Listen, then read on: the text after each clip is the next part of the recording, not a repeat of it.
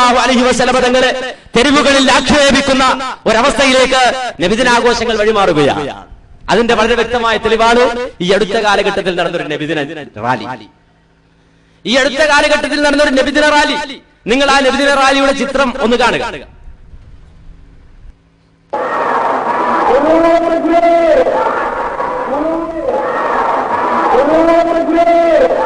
ലോകത്ത് ശാന്തിയും സമാധാനവും നിലനിൽക്കുന്നതിനും മനുഷ്യ സൗഹാർദ്ദം ഊട്ടിയുറപ്പിക്കുന്നതിനും ഈ ദിവസം ഉപകരിക്കട്ടെ എന്ന് ആശംസിക്കുകയാണ്.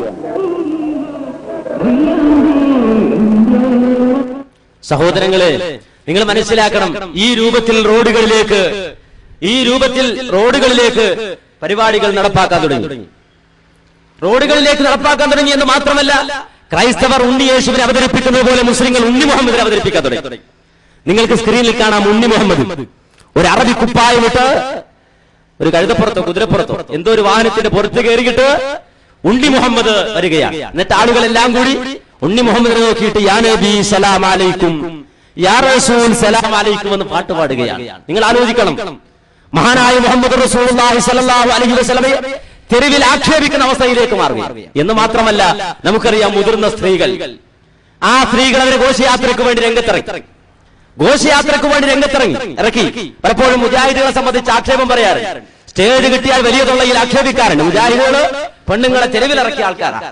മുജാഹിദുകൾ സ്ത്രീകള് അവർക്ക് ഏതെങ്കിലും മതപരമായ ആവശ്യം നിർവഹിക്കാൻ പുറത്തു പോകേണ്ടി വന്നാൽ ഔറത്ത് മറച്ചുകൊണ്ട് പോകണം എന്ന മര്യാദ പഠിപ്പിച്ചുകൊണ്ടാണ് സ്ത്രീകളെ അവരുടേതായ മതപരമായ ആവശ്യങ്ങൾക്ക് രംഗത്തെടുക്കാൻ അനുമതി കൊടുത്തത്. എന്നാൽ ഔറത്ത് പോലും മാന്യമായി മറക്കാതെ, അതുപോലും ആ മര്യാദ പോലും പാലിക്കാതെ നബിദിന ഘോഷയാത്ര വേളകളിൽ സ്ത്രീകൾ രംഗത്തിറങ്ങുന്ന അവസ്ഥ പോലും ഉണ്ടായി.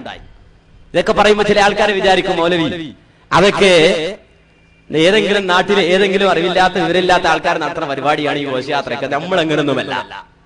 വിവരമുള്ള വലിയ വലിയ ആലിമീങ്ങളിൽ ഞങ്ങൾ വലിയ ഹുബ്ബുർ റസൂൽ, വലിയ വലിയ കോൺഫറൻസും വലിയ വലിയ രൂപത്തിലൊക്കെ നടത്തുന്ന ആൾക്കാരാണ്. ഞങ്ങൾ പഴയ കോലമൊക്കെ മാറ്റി, അതുകൊണ്ട് ഞങ്ങൾക്കതുമായി ബന്ധമില്ല എന്ന് ചില ആൾക്കാർ പറഞ്ഞിട്ടുണ്ട്. കാര്യം അങ്ങനെയാണല്ലോ, ചില ആളുകളുടെ വിചാരം ഫോണ്ട് മാറ്റിയ കാര്യം മാറും. ഹുബ്ബുർ റസൂലിന്റെ ഫോണ്ട് അത് എഴുതുന്ന കോലൊക്കെ ഒന്ന് മാറ്റിക്കഴിഞ്ഞാൽ പിന്നെ കാര്യം മാറുമെന്ന ചില ആൾക്കാരുടെ വിചാരം. അങ്ങനെയുള്ള ആൾക്കാർ പറയും ഞങ്ങൾ പഴയ രൂപമൊക്കെ മാറ്റിയിട്ട് ഇപ്പോ വലിയ വലിയ കോൺഫറൻസുകളും അത്തരത്തിലുള്ള പരിപാടികളും ഒക്കെ ആയിട്ടാണ് ഞങ്ങൾ പോകുന്നത്, അതുകൊണ്ട് ഞങ്ങൾക്കതുമായി ബന്ധമില്ല എന്നൊരു പക്ഷേ നാളെ പറയാൻ സാധ്യതയുണ്ട്. അനുഭവത്തിന്റെ വെളിച്ചത്തിൽ അത് പറയുന്നത്.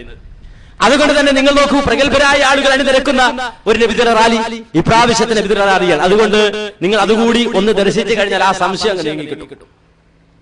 ഇസ്ലാമിക സമൂഹത്തിനും ലോകത്തിനും വഴികാട്ടിയായിരുന്ന മുഹമ്മദ് നബിയുടെ 1435 ജന്മദിനമാണെന്ന് മലപ്പുറത്ത് വിവിധ സംഘടനകളുടെ ആഭിമുഖ്യത്തിൽ നബിദിനം ആഘോഷിച്ചു.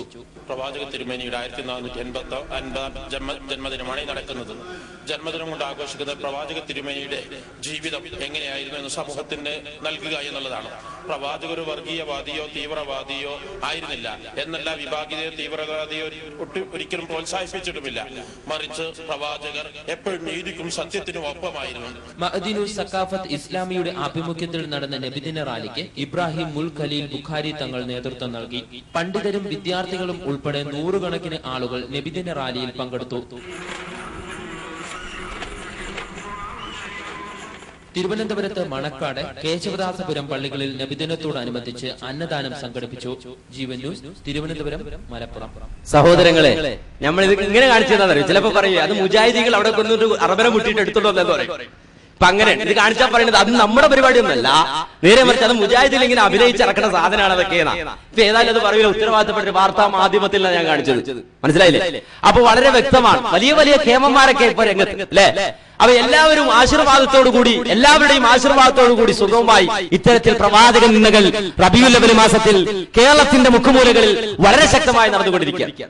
ഇത് പറയുമ്പോൾ ചില ആൾക്കാർ ചിന്തിക്കുന്നുണ്ടാവും, നിങ്ങളെ സംബന്ധിച്ചിടത്തോളം റബീഉൽ അവ്വൽ മാസത്തിൽ അങ്ങനെ ആഘോഷിക്കുന്നവർ ആഘോഷിച്ചോട്ടെ, ആരെങ്കിലും അങ്ങനെയൊക്കെ ചെയ്യുന്നെങ്കിൽ ചെയ്തോട്ടെ, നിങ്ങൾ എന്തിനാ എതിർക്കുന്നത്, നിങ്ങൾ എന്തിനാ എതിർക്കാൻ നിൽക്കുന്നത്? സഹോദരങ്ങളെ, റബീഉൽ അവ്വൽ മാസത്തിലാണ് ഇത് നടക്കുന്നത് എന്നതുകൊണ്ടാണ്, റബീഉൽ അവ്വൽ മാസത്തിലാണ് ഇത് നടക്കുന്നത് എന്നതുകൊണ്ടാണ് നമ്മൾ മനസ്സിലാക്കേണ്ട മർമ്മപ്രധാനമായ ഒരു കാര്യമുണ്ട്. എന്താ റബീഉൽ അവ്വൽ മാസത്തിന്റെ പ്രത്യേകത? എന്താ റബീഉൽ അവ്വൽ മാസത്തിന്റെ പ്രത്യേകത?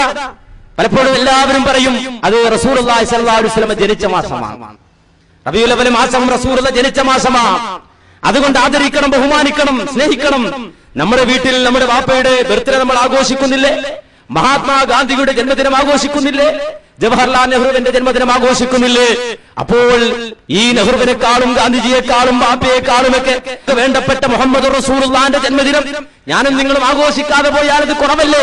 അതുകൊണ്ട് പ്രവാചക സ്നേഹത്തിന്റെ അങ്ങേയറ്റത്തെ ആ അകത്തളങ്ങളിൽ നിന്ന് ഉയർന്നു വരുന്ന സ്നേഹത്തിന്റെ ബഹിസ്ഫുരണങ്ങളായി ഈ പ്രവാചക ഘോഷയാത്രകൾ മാറുകയാണെന്നൊക്കെ പറഞ്ഞുകൊണ്ടാണ് ഹലോത്സവൻ വളരെ ശക്തമായ നിലക്ക്.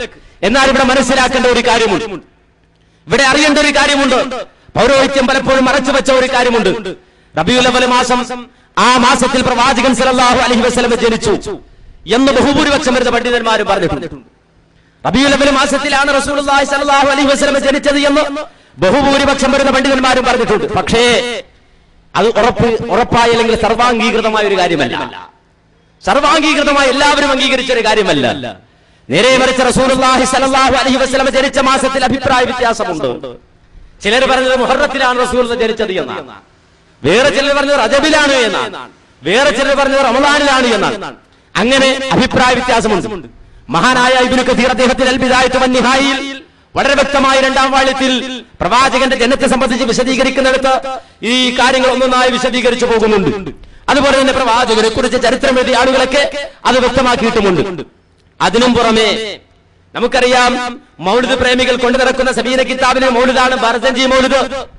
ആ ബർസഞ്ചി മൗലിദിൽ വളരെ വ്യക്തമായി എഴുതി വെച്ചിട്ടുണ്ട്. എന്താ എഴുതി വെച്ചത്?